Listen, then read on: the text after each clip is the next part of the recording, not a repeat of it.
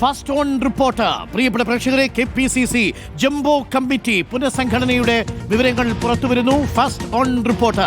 KPCC പുനഃസംഘടന 13 ഉപാധ്യക്ഷന്മാർ. Mathew Kuzhalnadan, Hibi Eden MP തുടങ്ങിയവർ ഉപാധ്യക്ഷന്മാരാവും. Palode Ravi, Ramya Haridas, VT Balram. 58 general സെക്രട്ടറിമാർ. KPCCക്ക് ജംബോ കമ്മിറ്റിയാണ്. VA നാരായണൻ ട്രഷറാകും. സന്ദീപ് വാര്യർ ജനറൽ സെക്രട്ടറിയാകും. രാജ്മോഹൻ ഉണ്ണിത്തനടക്കം 6 പേർ രാഷ്ട്രീയകാര്യ സമിതിയിലേക്ക് വരും. KPCC പുനഃസംഘടന പ്രഖ്യാപിച്ചിരിക്കുന്നു ഹൈക്കമാൻഡ്. മാത്യു കുഴൽനാടൻ MLAയും ഹൈബി ഈഡൻ MPയും അടക്കം 13 ഉപാധ്യക്ഷന്മാരാണ് പട്ടികയിലുള്ളത്. 58 ജനറൽ സെക്രട്ടറിമാർ ഉൾപ്പെടുന്ന ജംബോ കമ്മിറ്റിയാണ് ഇപ്പോൾ പ്രഖ്യാപിച്ചിരിക്കുന്നത്. സന്ദീപ് വാര്യരും ജനറൽ സെക്രട്ടറിമാരുടെ പട്ടികയിൽ ഇടം പിടിച്ചു. BJPയിൽ നിന്ന് കോൺഗ്രസിലേക്ക് എത്തിയ സന്ദീപ് വാര്യരടക്കം ജനറൽ സെക്രട്ടറിമാരുടെ പട്ടികയിലുണ്ട്.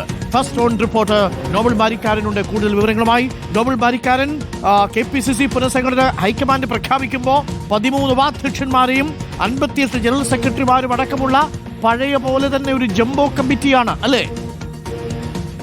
അരുൺ, ഒരു തിരഞ്ഞെടുപ്പ് കാലമാണ്, അതുകൊണ്ട് ആരെയും പിടക്കാനില്ല എന്ന് വേണം നമുക്ക് ഈ ലിസ്റ്റ് കാണുമ്പോൾ മനസ്സിലാക്കാൻ. കാരണം ഒരു ജംബോ കമ്മിറ്റി തന്നെ പുനഃസംഘടിപ്പിച്ചുകൊണ്ട് ഇപ്പോൾ തീരുമാനം ഹൈക്കമാൻഡ് എടുത്തിരിക്കുന്നു. രാഷ്ട്രീയകാര്യ സമിതിയിലേക്ക് രാജ്മോഹൻ ഉണ്ണിത്താൻ, VK ശ്രീകണ്ഠൻ, ഡീൻ കുര്യാക്കോസ് അടക്കം 6 പേർ എത്തുന്നു. ഉപാധ്യക്ഷന്മാരായി മൊത്തം 13 പേർ. അതിൽ ഹൈബി ഉണ്ട്, പാലോട് രവിയുണ്ട്, VT ബൽറാം ഉണ്ട്, VP സജീന്ദ്രനുണ്ട്, മാത്യു കുഴൽനാടനുണ്ട്. അത്തരത്തിൽ പ്രധാനപ്പെട്ട നേതാക്കൾ M ലിച്ചു, അങ്ങനെ റോയ് K പൗലോസ് അടക്കം 13 പേർ, ജെയ്സൺ ജോസഫ് അടക്കം 13 പേരാണ് ഉപാധ്യക്ഷന്മാരായി ഉള്ളത്. പിന്നീടുള്ള 58 പേരുടെ ഒരു ജനറൽ സെക്രട്ടറിമാരുടെ പട്ടികയാണ്. വലിയ പട്ടിക എന്ന് വേണം പറയാം. 58 പേരെന്ന് പറയുമ്പോൾ തെരഞ്ഞെടുപ്പ് കാലം ആയതുകൊണ്ട് തന്നെ ആരെയും പിണക്കേണ്ടതില്ല എന്നൊരു തീരുമാനം ഈ പട്ടികയിലുണ്ട്. എന്താണെങ്കിലും മാസങ്ങൾ നീണ്ട ചർച്ചയ്ക്ക് ഒടുവിലാണ് ഇപ്പോൾ ഈ പട്ടിക പ്രഖ്യാപിച്ചിരിക്കുന്നത്. പട്ടികയിൽ പ്രധാനപ്പെട്ട നേതാക്കൾ സന്ദീപ് വാര്യർ അടക്കം BJPയിൽ നിന്ന് മാസങ്ങൾക്ക് മുമ്പ് കോൺഗ്രസ് എത്തിയ സന്ദീപ് വാര്യർ അടക്കമുള്ള ആളുകൾ ജനറൽ സെക്രട്ടറിമാരുടെ പട്ടികയിലുണ്ട്. ജ്യോതികുമാർ ചാമക്കാല അടക്കമുള്ളവർ, ടോമി കലാനി, പഴകുളം മധു, K ജയന്ത് അടക്കം, MM നസീർ അടക്കം, ദീപ്തി മേരി വർഗീസോ, അത്തരത്തിൽ TN നിയാസ് അടക്കമുള്ള പ്രധാനപ്പെട്ട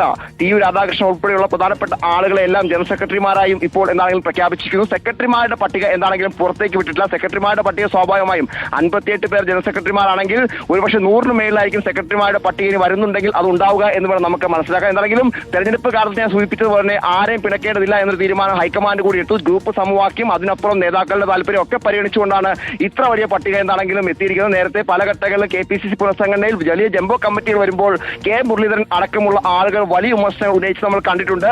അത്തരത്തിൽ ഇത്തവണയും ഒരു പട്ടിക വരുമ്പോൾ കോൺഗ്രസിന്റെ സാധാരണ സ്വഭാവത്തിന് ഒരു മാറ്റവുമില്ല. ഒരു ജംബോ കമ്മിറ്റി വരെ പ്രഖ്യാപിച്ചുകൊണ്ട് പരമാവധി നേതാക്കളെ ഉൾപ്പെടുത്തിക്കൊണ്ട് മുന്നോട്ട് പോകാനുള്ള തീരുമാനമാണ് ഹൈക്കമാൻഡ് എടുത്തിരിക്കുന്നത്. ദീപാദാസ് മുൻഷി പട്ടിക കഴിഞ്ഞ ദിവസം KPCC നിന്ന് നേരിട്ട് ഹൈക്കമാൻഡിലേക്ക് കൈമാറിയിരുന്നു. ഹൈക്കമാൻഡ് അംഗീകാരം നൽകി. അല്പം മുമ്പാണ് KPCC പുനഃസംഘടന പൂർത്തിയാക്കി പട്ടിക എന്നാണെങ്കിലും പ്രഖ്യാപിച്ചിരിക്കുന്നത്.